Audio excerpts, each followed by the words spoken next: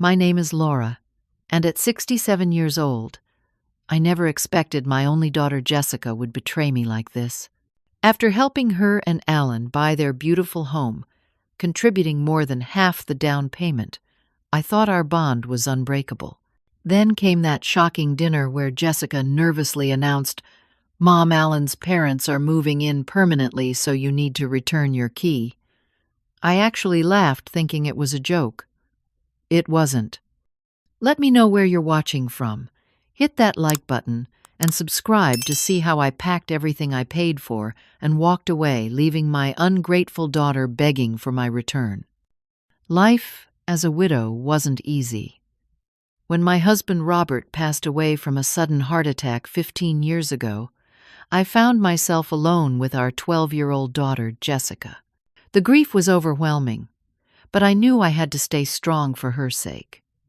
Robert had been a wonderful provider, but the life insurance barely covered the funeral expenses and our remaining mortgage. I had to quickly transition from being a part-time real estate agent to working full-time, often putting in 60-hour weeks to ensure Jessica would have everything she needed. Those years were challenging but rewarding. I remember rushing from property viewings to Jessica's soccer games, sometimes still in my business suit, just to make sure I never missed an important moment in her life. While other real estate agents in my office went on luxury vacations or bought new cars, I put every extra penny into Jessica's college fund. My old Toyota might have been embarrassing to her during her teenage years, but I knew education was more important than appearances. When Jessica got accepted to State University with a partial scholarship, I was overjoyed. The scholarship covered about 40% of the tuition, and I proudly paid the rest. I wanted her to focus on her studies, without the burden of student loans that so many young people struggle with today. She majored in marketing and excelled in her classes. I still have the photo of us at her Dean's List ceremony framed on my living room wall. It was during her senior year that Jessica met Alan. She brought him home for Thanksgiving, and I could see she was completely smitten. Alan was studying business administration and had plans to join his uncle's financial planning firm after graduation. He was polite, well-dressed, and seemed to genuinely care for Jessica. As a mother, I was cautiously optimistic. Their romance progressed quickly. By Christmas, they were talking about moving in together after graduation. By Valentine's Day, Alan had proposed with a modest diamond ring. Jessica called me immediately, her voice bubbling with excitement. "Mom, we're getting married, right after graduation. You're the first person I wanted to tell." The wedding planning began immediately. Jessica had always dreamed of a garden wedding, and I was determined to make it happen. When the venue she fell in love with required a substantial deposit, I didn't hesitate to write the check.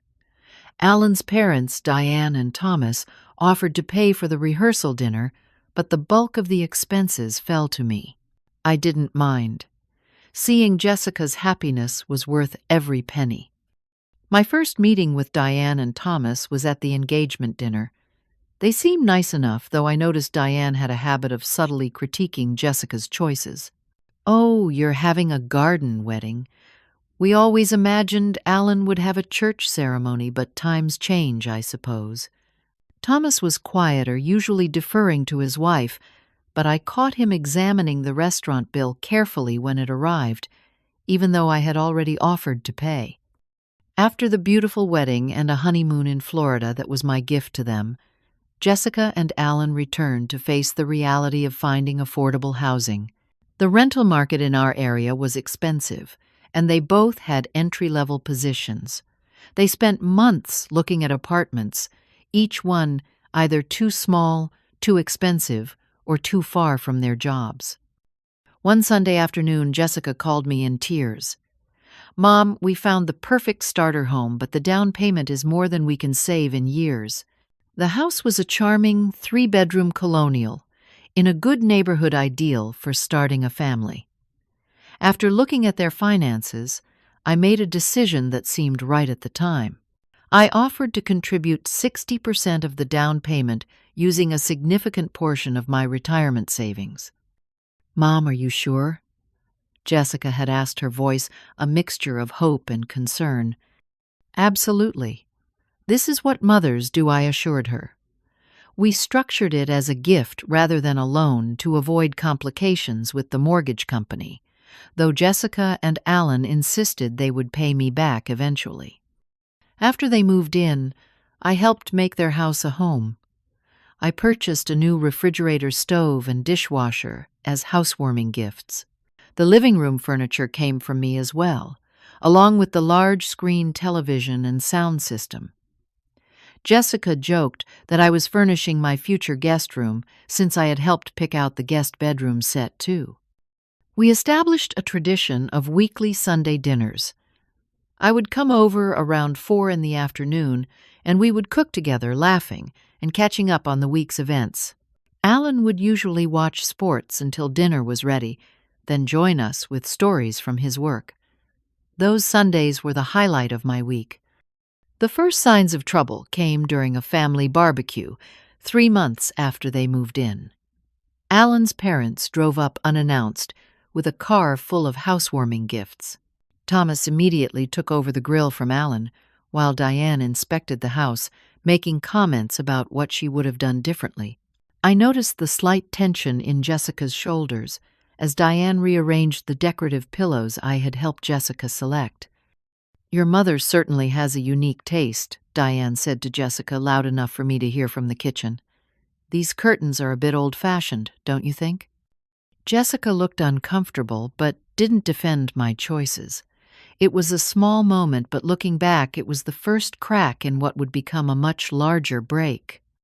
6 months after Jessica and Alan moved into their new home, I received a call from my daughter that would set a troubling series of events in motion. "Mom, Alan's parents are having their house renovated," Jessica explained. "The contractor found black mold in their bathroom walls, and the whole place needs to be gutted. They need a place to stay for a couple of weeks. Alan offered our guest room." "That's very generous of you both," I said, though I felt a twinge of concern. Diane and Thomas lived only 40 minutes away, and I wondered why they couldn't stay in a hotel or with their other son who lived even closer. But I didn't want to seem unsupportive. "If there's anything I can do to help, just let me know." "Actually, could we postpone our Sunday dinner this week? Diane wants to cook a special thank you meal for us." Of course I agreed, ignoring the slight sting of disappointment. Family comes first. Later that week, I called Jessica to offer my professional assistance. I have some contacts with short-term rentals. I could help Diane and Thomas find something affordable for after their 2 weeks with you. Some of these renovations can take longer than expected. There was a pause on the line before Jessica responded. "I mentioned it to them, but Diane said they've already spoken to several contractors and have everything under control. She doesn't want to impose on your work contacts." When I visited the following week, I could already see subtle changes in the home I had helped create. Diane had rearranged the kitchen cabinets, explaining that her system was more efficient. The guest room now had their personal touches, family photos displayed on the dresser I had purchased. The master bathroom had new towels and a shower caddy I didn't recognize. "Your mother showed me where everything was," Diane explained as she busied herself preparing coffee. "I hope you don't mind that I made a few improvements to the organization." Jessica and I had plans for our traditional Saturday lunch that weekend, something we'd maintained even after she moved out of my house. But the morning of, I received a text, "Can't make lunch today. Diane needs help going through some storage boxes they brought over. Rain check." It was the first time she had ever canceled our lunch. "No problem," I texted back though. I sat in my kitchen, feeling strangely empty as the lunch hour passed. 2 weeks came and went with no mention of Diane and Thomas finding other accommodations. When I gently inquired during a phone call, Jessica sounded defensive. "The renovation is taking longer than expected. You know how these things go. They're talking to the contractor daily." By the 4th week of their stay, I noticed more significant changes during my visits. The family photos featuring me were now moved from prominent positions on the mantel to side tables and bookshelves. In their place were photos of Alan's family, including several of Alan as a child with his parents. Our phone conversations became shorter, with Jessica often saying she was busy or that Diane needed her help with something. When I did visit, I frequently overheard concerning comments. "Jessica, your mother certainly did what she could as a single parent," Diane said one afternoon while I was in the bathroom. "But there's something special about a child having both parents present during those formative years. Alan was so fortunate that way." Another time I heard Thomas complaining about my regular visits. "Laura comes over quite often, doesn't she? It's nice that she's involved, but it does disrupt our family time." Our family time. The phrase echoed in my head for days afterward. When had I become an outsider in my daughter's life? The most painful early sign came on my birthday. Jessica and I had always celebrated together, even during her college years when she would make the 2-hour drive home for the weekend. This year I received a text at 9 in the evening. "Sorry I couldn't call earlier, Mom. Diane and Thomas took us out to dinner to celebrate their wedding anniversary. Happy birthday, we'll call tomorrow. Love you." The call the next day lasted less than 5 minutes, with Jessica explaining they were taking Diane and Thomas sightseeing around the city.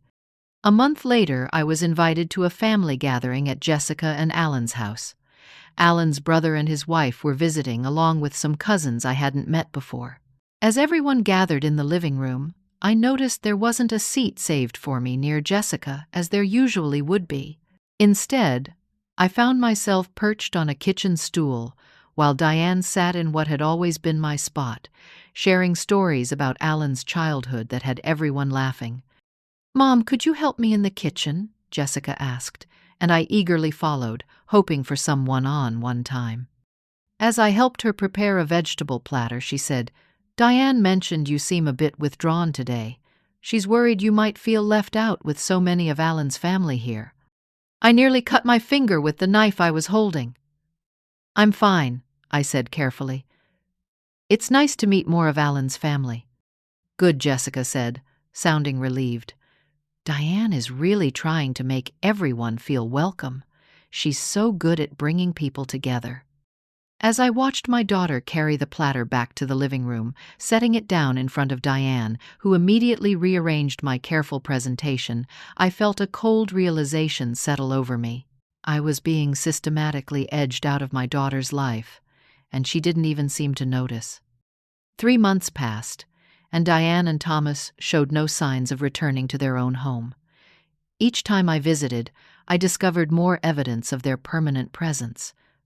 The guest closet was now filled with their clothes. Thomas had a designated recliner with a side table for his medications and reading glasses. Diane had taken over the kitchen, entirely replacing my daughter's cooking with her own recipes and techniques. Most painful was discovering that Diane now sat in what had always been my special chair during family dinners, a comfortable seat at the corner of the table where I could see everyone. When I arrived for dinner one Sunday, I found a place setting for me at the opposite end, far from Jessica. "We rearranged a bit," Jessica explained when she noticed my confusion. "Diane has some back problems and this chair works better for her." Alan's deference to his parents' opinions had grown increasingly obvious.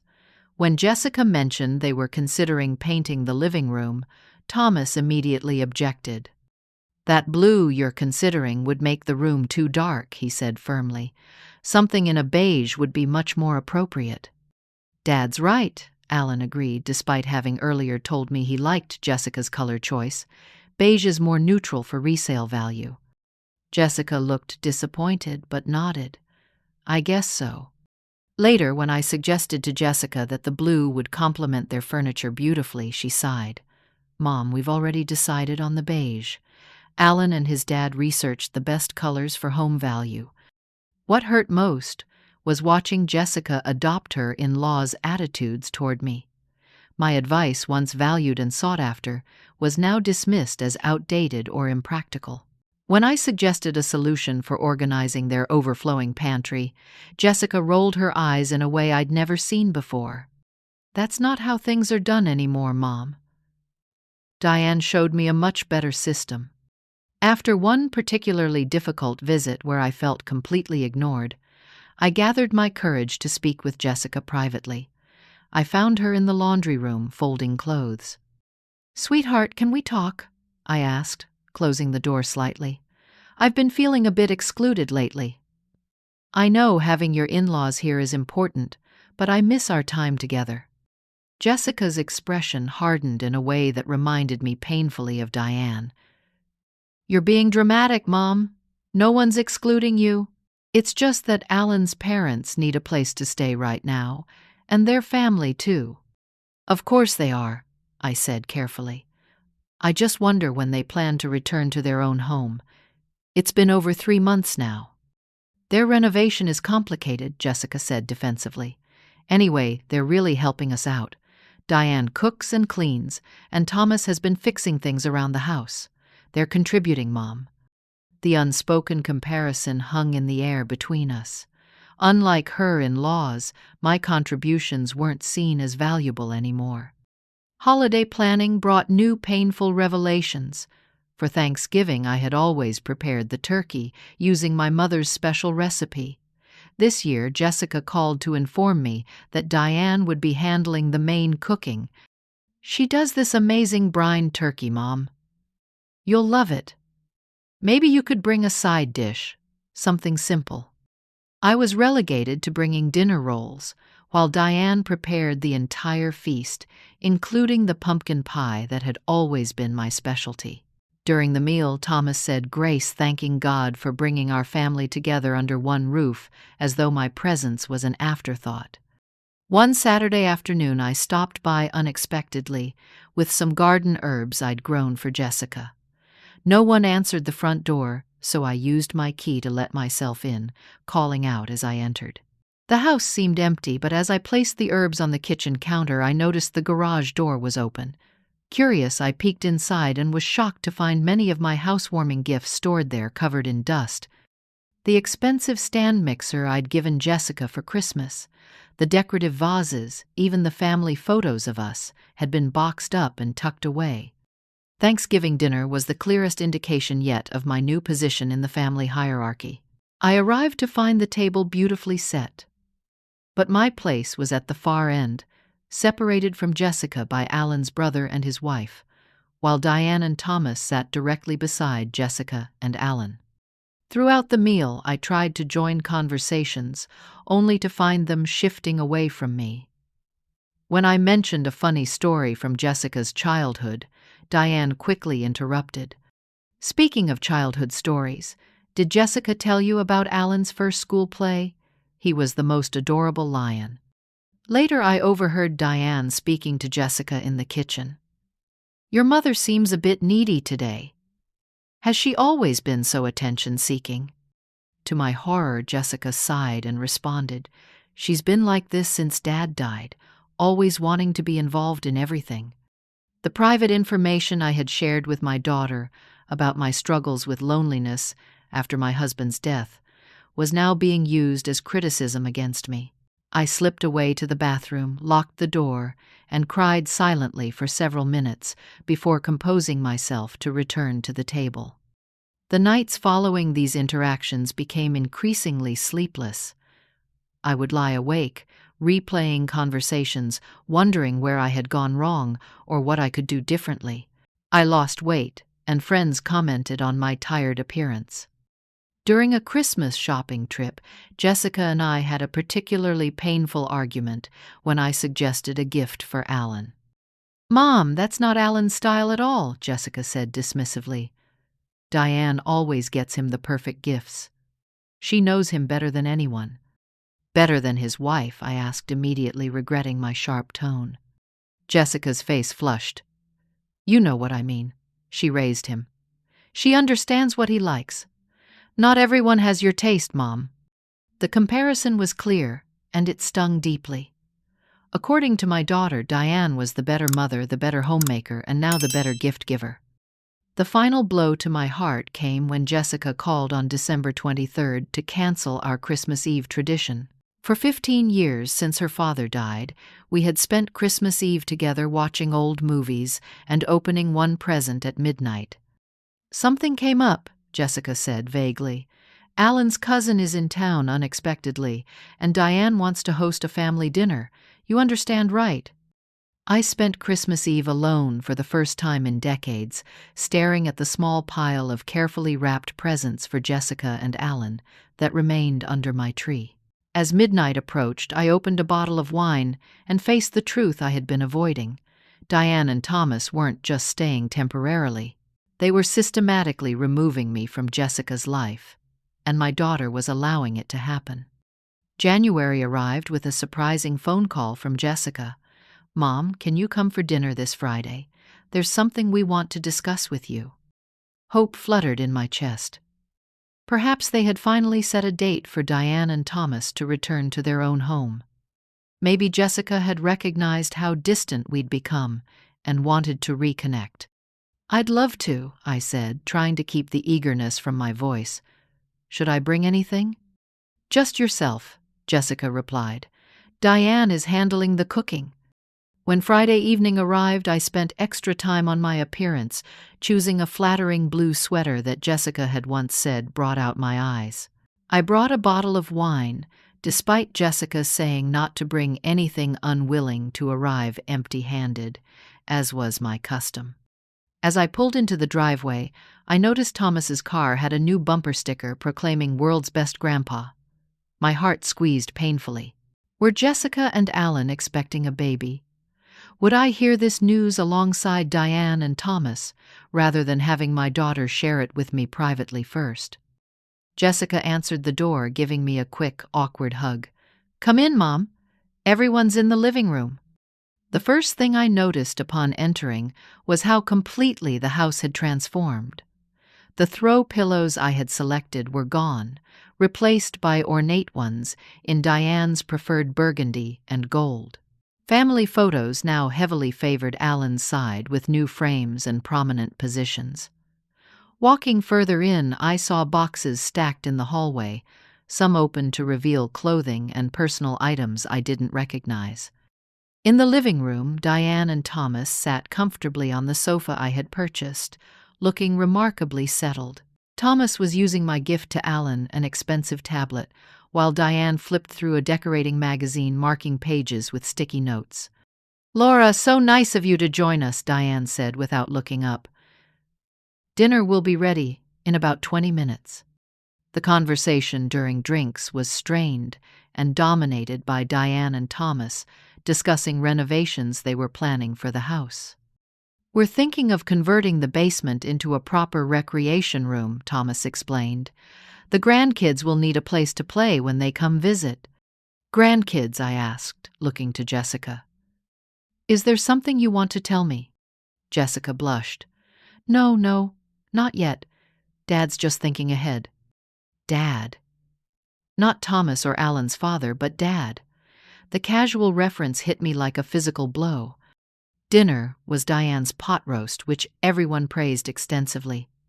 I noticed Jessica deferring to Diane, repeatedly asking her opinion on everything from the wine pairing to how much salt to add to the potatoes.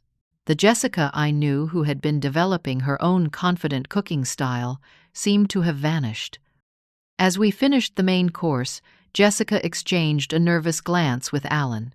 She cleared her throat. "Mom, we wanted to talk to you about something important." I set down my fork, trying to prepare myself for whatever was coming. "Alan's parents have decided to sell their house," Jessica continued, her words coming faster now. "The renovation costs were just too high, and they've been so happy staying here with us. So, they're going to be moving in permanently." I stared at her, waiting for the rest of the explanation. When none came, I asked, "And where will they stay? Will you be renovating to add another bedroom?" An uncomfortable silence fell over the table. Alan studied his plate intently. Thomas sipped his wine, and Diane watched me with an almost satisfied expression. Well, Jessica said finally we've been talking about it, and we think it makes the most sense if they take the guest room permanently. They need the space more than, well, than occasional visitors. The implication was clear, but I needed to hear her say it. Jessica, what exactly are you telling me? My daughter's eyes darted to Diane, who gave a small nod of encouragement. Mom, we think it would be best if you gave us some space for a while. With 4 adults in the house already, it's getting crowded, and with Alan's parents living here now. You want me to stop visiting? I asked, my voice surprisingly steady despite the earthquake happening in my chest. Not stop completely, Jessica hastened to add, just less frequently. And maybe call before coming over even for our usual Sunday dinners. And, she swallowed hard, we think it would be best if you returned your house key. I actually laughed. The request was so absurd, so completely contrary to everything we had been to each other, that laughter was the only possible response. You want my key to the house I helped you buy, where 60% of the down payment came from my retirement fund. The table fell silent. Jessica looked stricken. Mom, please understand. This is what's best for my marriage right now. Alan's parents need us. And I don't. The words escaped before I could stop them. That's not what she's saying, Laura, Diane interjected smoothly. Jessica is simply prioritizing her nuclear family. Surely, as a mother, you understand that her husband and his needs must come first, now. I turned to look at Alan, who had yet to speak. Do you agree with this, Alan?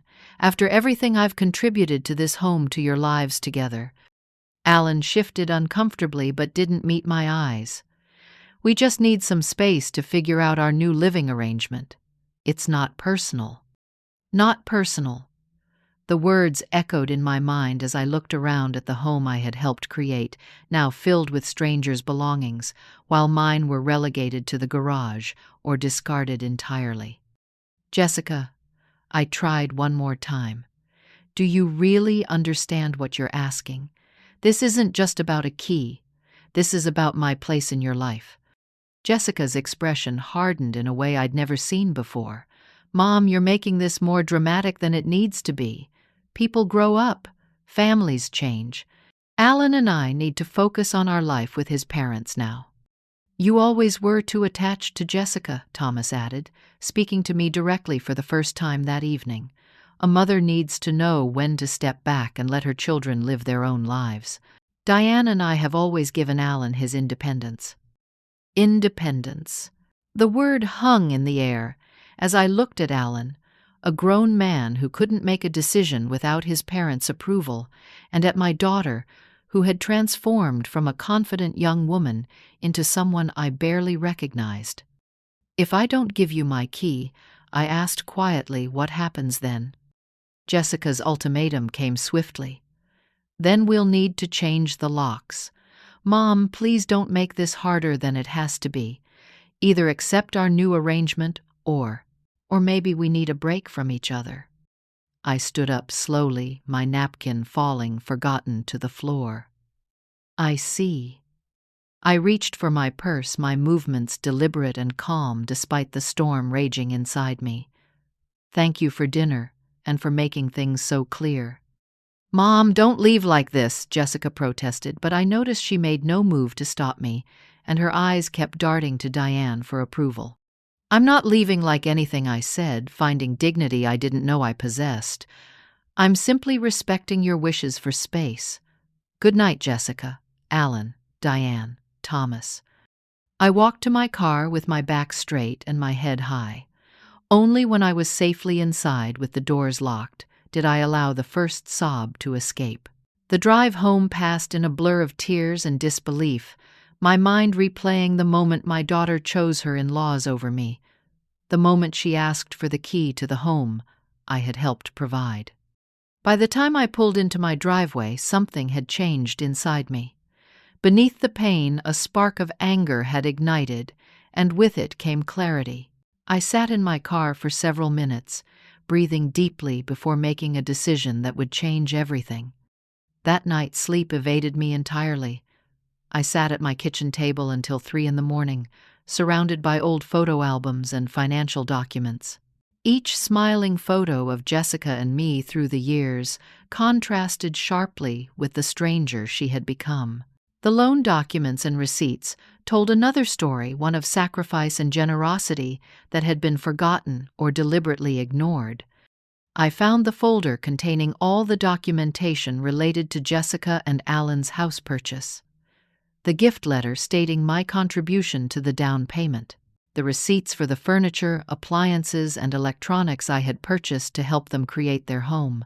A list began to form as I worked through the night, cataloging every item I had contributed that remained in their house.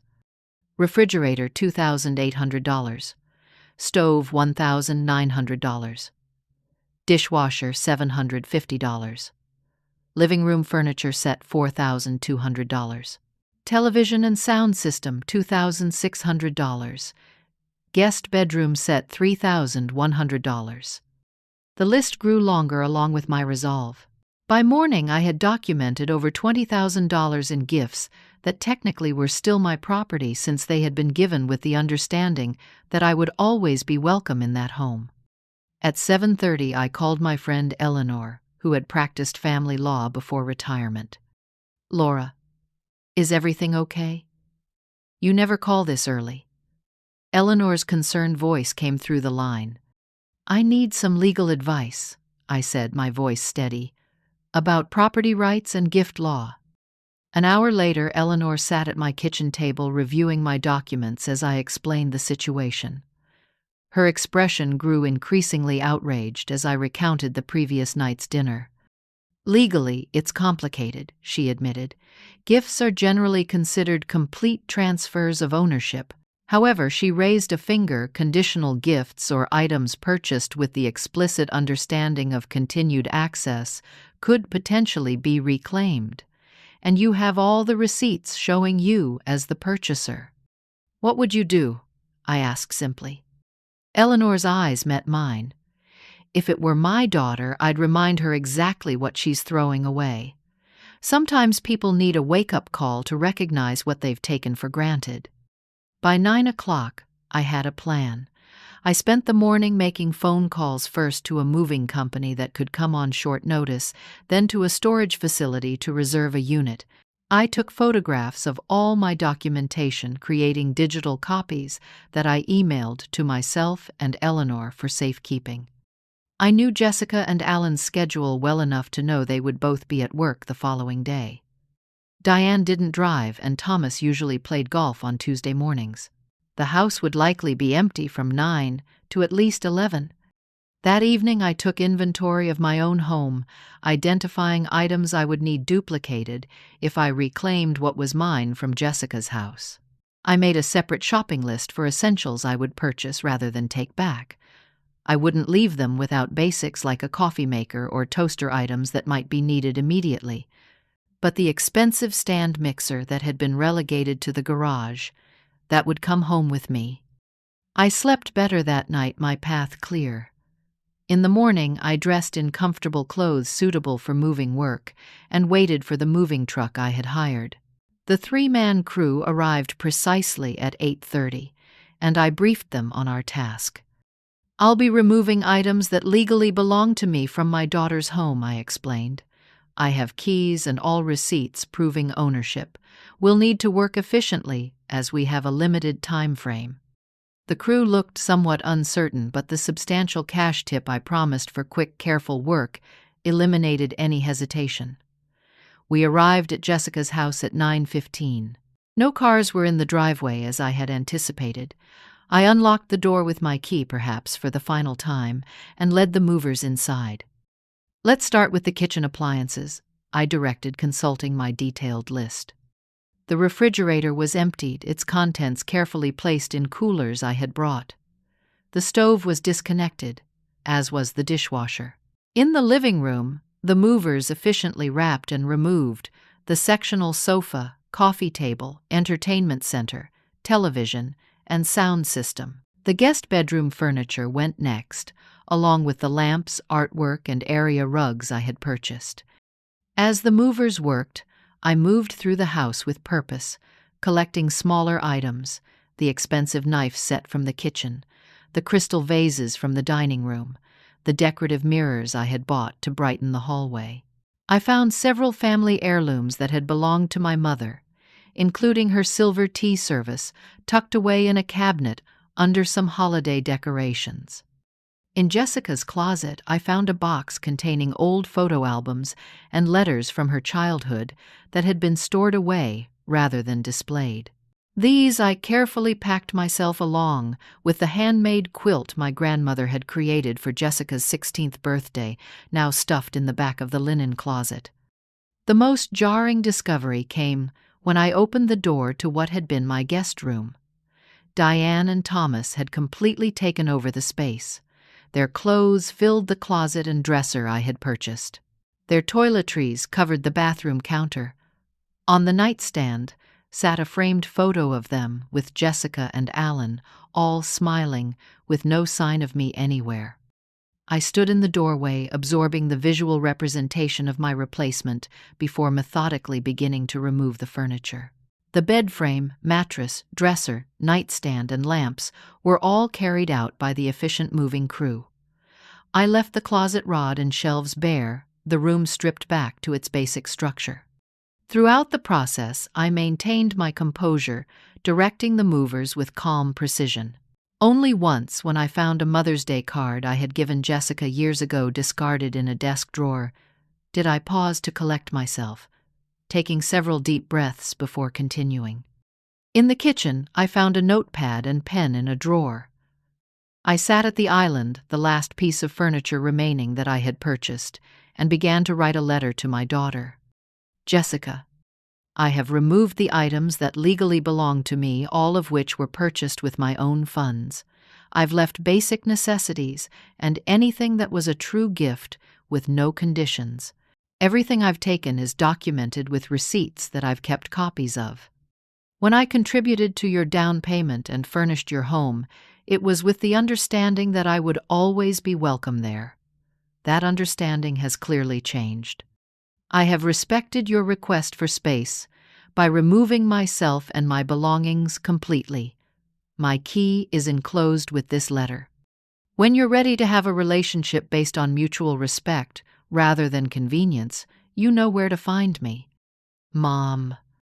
I placed the letter prominently on the kitchen counter, set my house key beside it, and took one final look around the now significantly emptier house. The moving had taken just under 2 hours, efficient and thorough. As I locked the front door from the outside for the last time, I felt a complex mixture of heartbreak and liberation. I followed the moving truck to the storage facility where most of the items would remain until I decided what to do with them. Some pieces, like my mother's silver and the family photos, came directly to my apartment. The movers unloaded everything according to my instructions, and I tipped them generously for their discretion and care. By early afternoon, the task was complete. I sat in my living room surrounded by boxes of reclaimed family treasures, physically exhausted but mentally clearer than I had been in months. I had taken control of the one thing I could in this painful situation, my own dignity. I turned off my phone, made myself a cup of tea, and allowed myself to fully feel the complex emotions of the day. There were tears, certainly, but beneath them was a newfound strength. I had stood up for myself in a way I never had before. Whatever happened next would unfold on much different terms. The first text message came at 3:45 that afternoon, just about the time Jessica would be arriving home from work. It was a single line, "What have you done?" More messages followed in quick succession. "Mom, this isn't funny. You can't just take our stuff. Answer your phone. Alan is furious." I didn't respond to any of them, nor to the dozen missed calls that accumulated on my phone. Instead, I spent the evening rearranging my apartment to accommodate the items I had brought back carefully, placing family photos that had been hidden away in Jessica's house back on my own walls where they belonged. By morning, the tone of Jessica's messages had shifted from outrage to panic. Mom, please. Diane is having a meltdown. We need the refrigerator back at least. Can we talk about this like adults? You've made your point. Please call me. I maintained my silence, instead focusing on myself in a way I hadn't in years. I called my friend Patricia, whom I had neglected during my intense focus on Jessica's life, and accepted her long-standing invitation to join her book club. I scheduled a haircut and color something I had been putting off. I researched evening classes at the community center, signing up for a painting course that had always interested me. Through mutual friends, information about the chaos in Jessica's household trickled back to me. Apparently, Alan had come home to find Jessica sitting on the floor of their empty living room, sobbing among takeout containers since they had no way to cook meals. Diane had reportedly been livid, blaming Jessica for allowing this to happen, while Thomas had immediately called a lawyer, only to discover that proving ownership of gifts would be legally complex and potentially expensive. Eleanor, my attorney friend, called 3 days after the moving day. I heard through Caroline that Jessica and Alan had to buy a mini fridge and are cooking on a hot plate, she reported. And apparently, Diane is furious about sleeping on an air mattress. They have options, I replied calmly. Alan's parents could return to their own house, which I suspect was never actually under renovation. Or they could contribute financially to replacing what I took, since they were so eager to move in permanently. A week passed with no direct contact. I had silenced Jessica's number on my phone but still checked the messages occasionally. They ranged from angry accusations to plaintive requests for reconciliation. None acknowledged the deeper issue or offered a genuine apology. 10 days after I had removed my possessions, I ran into Caroline at the grocery store. She hesitated before approaching me, clearly uncertain about where her loyalties should lie in this family conflict. I had lunch with Jessica yesterday, she ventured cautiously. She seemed not herself. In what way, I asked, selecting a bunch of grapes and placing them in my cart. Stressed, exhausted. She mentioned they're having trouble replacing everything, especially with the expenses of 4 adults in the house. And apparently, Diane is quite particular about what she considers acceptable quality for replacements. I nodded without commenting directly. How are you doing, Caroline? I heard your daughter got into that graduate program she wanted. The message was clear. I wasn't going to discuss Jessica with mutual friends or engage in second-hand communication. If my daughter wanted to talk, she would need to approach me directly and appropriately. 2 weeks after the moving day, I learned from Eleanor, who heard from her son who worked with Alan, that the first major cracks had appeared in Jessica and Alan's marriage. They had apparently had a shouting match in their driveway over finances, with Jessica blaming Alan for not standing up to his parents about contributing to replace the furniture, and Alan accusing Jessica of provoking me into taking their things. More troubling were the reports that Diane had begun criticizing Jessica, openly blaming her for the loss of comfort they were all experiencing, and suggesting that she had never properly appreciated everything I had done for her. The irony was not lost on me. 3 weeks in, I was settling into my new routine. My apartment felt more like home, with the addition of family treasures I had reclaimed. The painting class had introduced me to a small group of women my age who were quickly becoming friends. I had even accepted a dinner invitation from Richard, a widower I met at the community center, something I hadn't done in years. It was after returning from that dinner that I found Jessica sitting on the floor outside my apartment door, her back against the wall, eyes red from crying. "Mom," she said, simply looking up at me with an expression I hadn't seen since she was a little girl, afraid of thunderstorms. I unlocked my door without speaking and held it open. Jessica entered hesitantly, looking around at the familiar furniture now arranged in my space. "Would you like some tea?" I asked, maintaining a neutral tone. Jessica nodded, sinking onto my sofa, the one that had previously been in her living room. I busied myself in the kitchen, giving us both a moment to prepare for the conversation ahead. When I returned with 2 mugs, Jessica accepted hers with trembling hands. "I don't even know where to start," she said quietly. "The beginning would be fine," I replied, taking a seat in the armchair across from her rather than beside her on the sofa.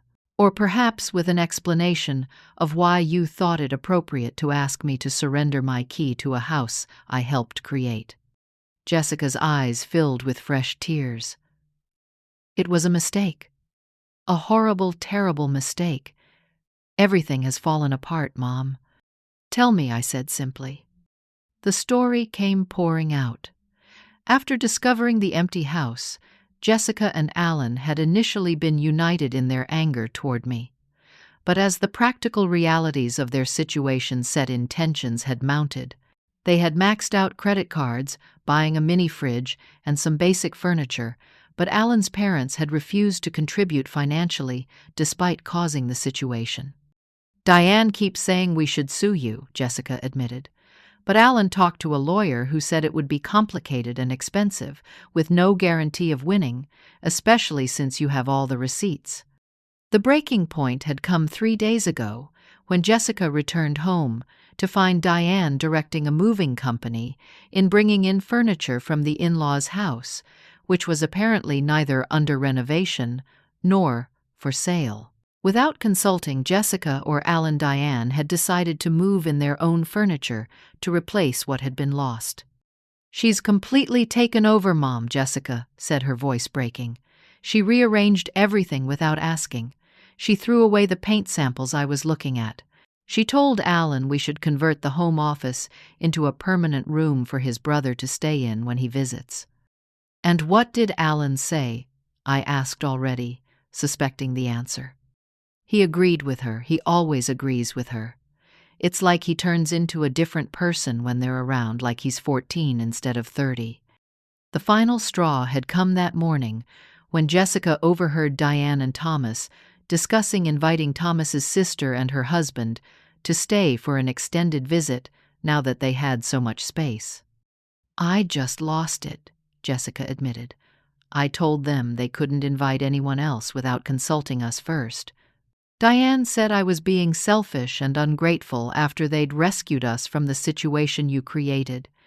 Then Alan took their side, saying I was overreacting and needed to be more accommodating to his family." Jessica set down her mug and looked at me directly for the first time. "I packed a bag and left. I told Alan I needed space to think about our marriage and whether it could survive his parents living with us permanently." I absorbed this information silently, noting that Jessica had reached her breaking point with her in-laws far sooner than I had expected. "Where are you staying?" I asked. "A hotel, just for tonight." She hesitated, vulnerability evident in her expression. "I was hoping I could stay with you just until I figure things out. I know I don't deserve it after how I treated you, but I don't have anywhere else to go." The moment of truth had arrived more quickly than I had anticipated. I studied my daughter, noting the dark circles under her eyes, the stress evident in her posture. Despite everything, she was still my child, the little girl I had raised alone after her father died, the young woman I had sacrificed so much for. "You can stay," I said finally, "but we need to establish some clear boundaries and expectations. This isn't just about a place to sleep, Jessica. It's about recognizing and respecting what we mean to each other." Jessica nodded eagerly. "Anything. I'll do anything to make this right." "We'll talk about it in the morning," I said, rising to prepare the guest room. "For tonight, just get some rest." As I put fresh sheets on the bed, I heard Jessica's phone ringing repeatedly in the living room. A moment later, she appeared in the doorway. "It's Alan," she said, looking uncertain. "He wants me to come home.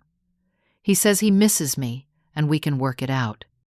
"And what do you want?" I asked, straightening the comforter. Jessica's expression firmed. "I want him to choose me, to choose our marriage over his parents' demands. If he can't do that, then I don't know if we have a future together." "That's a decision only you can make," I said gently. But whatever you decide, I will support you as your mother. That hasn't changed, even when everything else has." Jessica's eyes filled with tears again, but these seemed different, cleansing rather than despairing. "I'm so sorry, Mom. I don't know how I could have treated you the way I did. I don't expect you to forgive me right away, but I hope someday you can." "We'll work on that together," I promised, giving her a brief hug before leaving her to settle in. As I closed the door, I felt the first tentative rekindling of the bond that had been so damaged. The road to healing would be long, but at least we had taken the first step. The morning after Jessica arrived at my apartment, we sat across from each other at my small kitchen table, coffee mugs between us. The early sunlight cast long shadows across the room, symbolic of the shadow that had fallen across our relationship. "If you're going to stay here," I began, "we need to establish some clear guidelines. This isn't about punishing you, Jessica. It's about rebuilding trust and respect between us." Jessica nodded, her expression serious. "I understand. First, this is temporary. You need space to think about your marriage and what you want, but my home isn't a permanent escape from making those difficult decisions. Second, we need to have honest conversations about what happened. Not all at once, but over time. I need to understand how things went so wrong, and you need to understand the pain your choices caused me. Third, I expect you to contribute while you're here, not financially, but in maintaining the household. We share responsibilities as equals. And finally, I need you to be honest with me always, even when it's difficult. No more hiding feelings or circumstances until they become unbearable." Jessica agreed to all these conditions without hesitation. "I want to add one more," she said. "I promise to never again take for granted everything you've done for me, all the sacrifices you've made. I lost sight of that, and it was unforgivable." That evening, we had our first real conversation about what had transpired over the past months. Sitting in the living room with the television off and phones put away, we created a space for painful but necessary honesty. "When did it start?" I asked. "When did you begin to see me as an intrusion rather than family?" Jessica considered the question thoughtfully. "It was gradual. Diane would make these little comments about how I needed to establish independence from you, how Alan and I would never have a proper marriage with such an involved mother-in-law. At first I defended you, but then I started seeing things through her eyes. She'd point out how often you visited, how many opinions you offered, and suddenly what had always seemed like love and support began to look like interference. It was like she rewrote our entire relationship, and I let her." As painful as it was to hear, I appreciated Jessica's honesty. I shared my own perspective as well, describing the systematic way I'd felt edged out of her life, the hurt of seeing my contributions dismissed and my presence unwelcome. "Why didn't you say something sooner?" Jessica asked.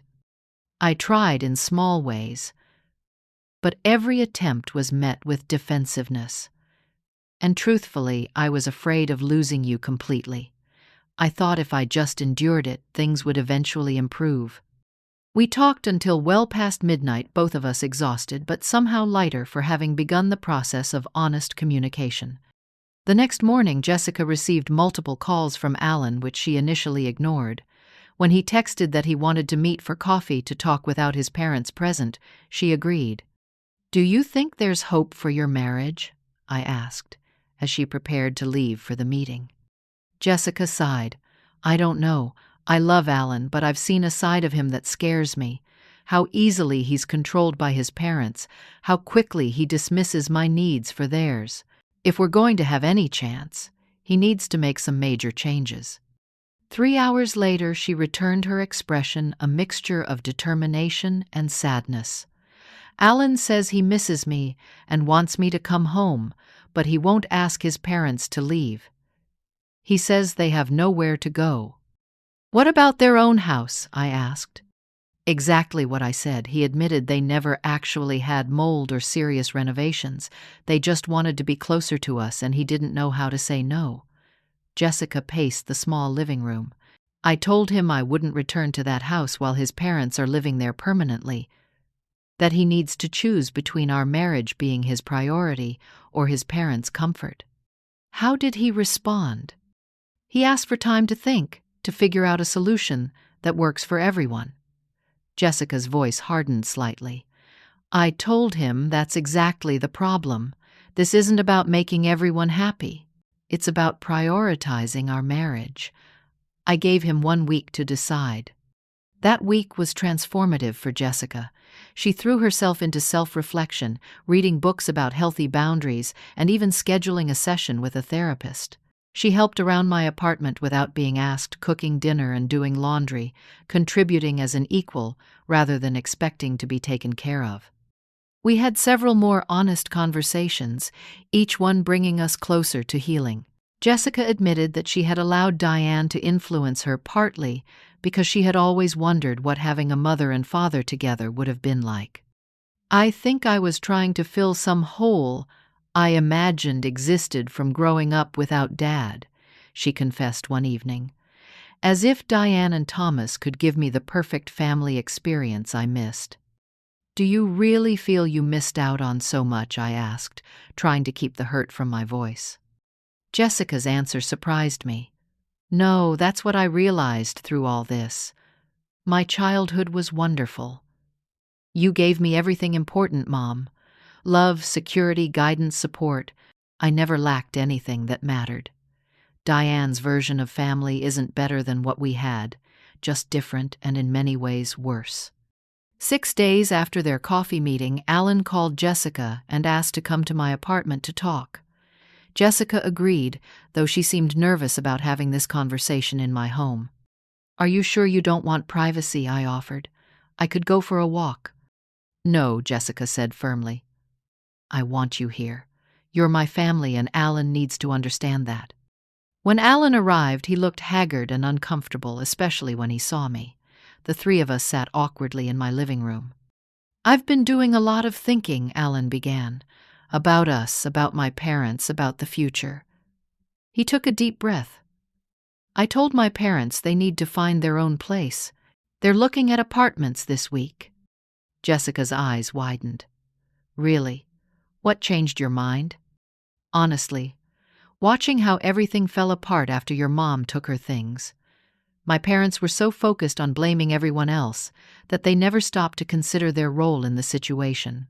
And when you left, I realized I was in danger of losing the most important person in my life because I couldn't stand up to them. He turned to me then. Laura, I owe you an apology as well. We treated you terribly after everything you've done for us. I let my parents disrespect you in your daughter's home, and I'll always regret that. I nodded, accepting his apology, without offering easy absolution. What happens now? I asked. I've found a marriage counselor, Alan said. If Jessica is willing, I'd like us to go together. I know we have a lot of work to do to rebuild trust. Jessica looked at me then, back at her husband. I'm willing to try, but I need to know this is a permanent change, not just a temporary fix to get me to come home. I understand, Alan said. And I want you to know I've also booked some sessions with a therapist for myself. I need to understand why I let my parents control me this way, why I can't set boundaries with them. Their reconciliation would be a slow process. Jessica continued staying with me for another 2 weeks, while Alan's parents found an apartment nearby. During that time, Jessica and Alan attended 3 counseling sessions and had numerous private conversations about their expectations and boundaries. When Jessica finally decided to return home, it was with clear conditions. Alan's parents can visit once a week for dinner, but no unannounced visits. They each have a set of keys for emergencies, only not for dropping by whenever they want. And we'll be coming to Sunday dinner at your place every other week, Mom. I helped Jessica move back into her house, which looked vastly different with Diane's furniture and decorations, now gone, replaced by new items Jessica and Alan had selected together. The house felt emptier, but somehow more authentic, a space ready to be rebuilt according to their own vision. Over the following months, Jessica began returning items she purchased to replace what I had taken, starting with a new stand mixer as a peace offering. I know it can't replace everything, she said, but I want to gradually restore what was lost, both physically and emotionally. The true test came during the first holiday after our reconciliation. I hosted Thanksgiving dinner at my apartment, and Jessica insisted on inviting Alan's parents, believing it important to establish a new dynamic with all family members present. The dinner was initially tense, with Diane clearly uncomfortable in my home. But Jessica skillfully managed the conversation, ensuring everyone was included while firmly redirecting when Diane attempted to dominate discussions or criticize arrangements. When Diane made a passive-aggressive comment about the turkey being a bit dry, Jessica responded with newfound confidence. "Actually, this is my grandmother's recipe that Mom taught me. It's perfectly cooked, but everyone has different preferences. Next time you host, you can prepare it your way." I caught Alan's proud smile at his wife's polite but firm boundary setting. The shift in their relationship was evident in small ways throughout the evening, from how they consulted each other before making decisions to how Alan positioned himself beside Jessica rather than deferring to his parents. As the months passed, our mother-daughter relationship rebuilt itself on a foundation of mutual respect rather than dependence or obligation. Jessica and I maintained our separate lives while creating meaningful connections through regular dinners, occasional shopping trips, and honest conversations. The greatest lesson I learned through this painful journey was that true love must include healthy boundaries and self-respect. By standing up for myself, I had not only reclaimed my dignity, but had ultimately helped Jessica recognize her own strength and worth as well. 1 year after the confrontation that had nearly destroyed our relationship, Jessica and I sat in my living room, celebrating my 68th birthday. "I have something to tell you," Jessica said, her eyes shining with excitement. "We're pregnant. You're going to be a grandmother."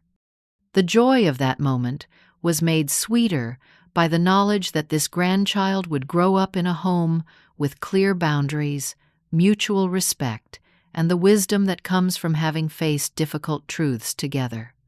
"I want my child to have the kind of relationship with you that I should have valued more," Jessica said, taking my hand. "One based on love and respect, where your role as grandmother is honored, not pushed aside." As I reflect on this journey, I realize that sometimes we must lose something to truly understand its value. In demanding respect, I taught my daughter to respect herself. In refusing to be pushed aside, I showed her how to stand firm in her own life. And in forgiving without forgetting, I demonstrated that love can survive even the deepest wounds if built on honesty and mutual regard. What boundaries have you had to establish in your own family relationships? Have you ever had to take a difficult stand to protect your dignity and self-worth? Share your experiences in the comments below. And if this story resonated with you, please like, subscribe, and share with someone who might need to hear it. Remember that true family supports and respects one another, even through life's most challenging moments. Thank you for listening to my story, and may you find the courage to stand up for yourself when necessary, even when it breaks your heart to do so.